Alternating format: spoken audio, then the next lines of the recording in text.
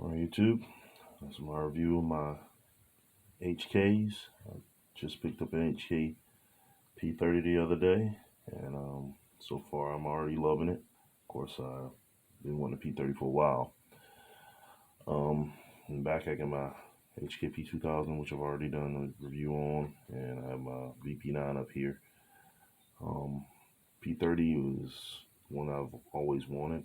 I purchased the VP9 originally thinking I was going to get this kind of feel and performance out of it, and it's really not the same ballpark. It's not the same thing. VP9 is a great gun, but doesn't give me that quite that same feel as HKP30. Does have a little bit better trigger.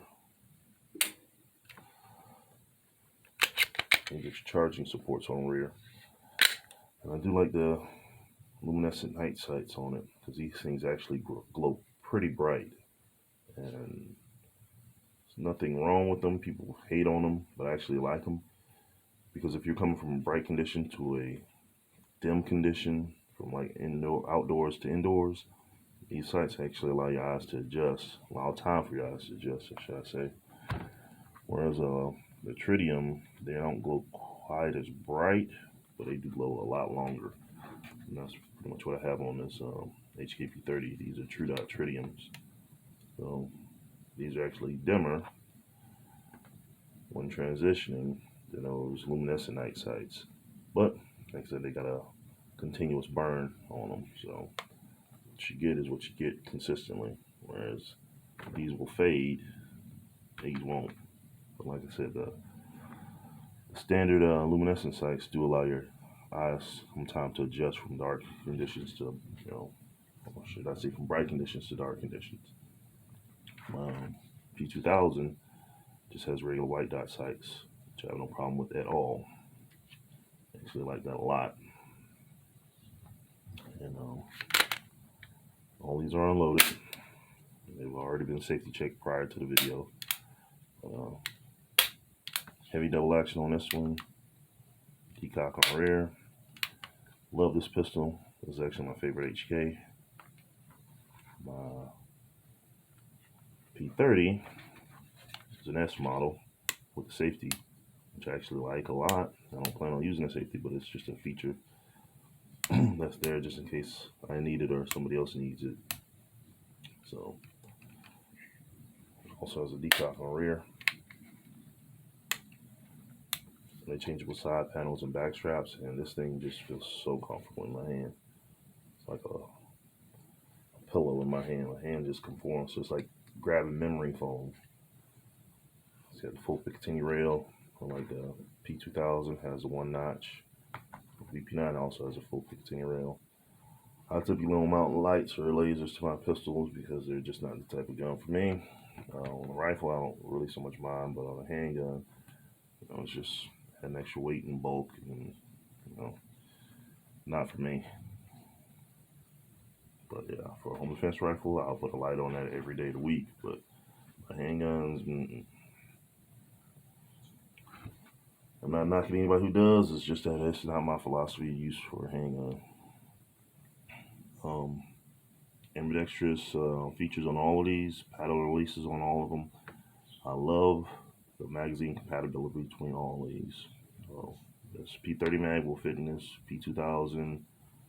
This VP9 mag will fit in the P30, etc., etc. P2000 mag well is a little shorter, so this mag doesn't fit in either the other two, but the other two can always go down, fit in this one. The new P30 mags are 17 rounds, which I like a lot. HK up their capacity.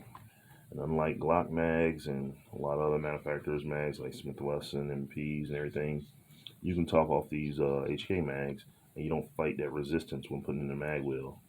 On a lot of other manufacturers, you have to pull the action back and keep one in the chamber because it's kind of hard putting that last round in when entering the magazine. Like if I have this fully topped off and I go to seat the mag, you get that resistance.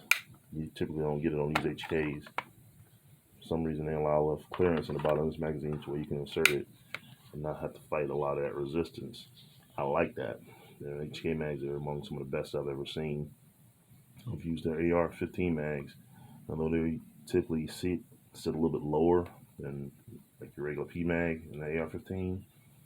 Um, they work really great. They are extremely strong, bomb proof, and they just incredible quality. Um, Modularity on these grips are through the roof too. HK was one of the first ones I remember doing that.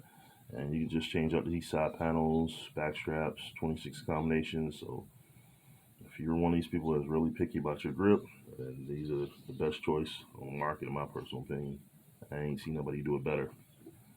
Um, yeah, that's like I said, it's just my little overview. I am kind of a HK fanboy at this point.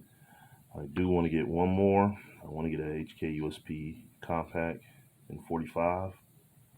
I haven't been able to find one since all this craziness has happened. I really should have got one before, 2020, but since all this craziness has been happening, I ain't been able to see one.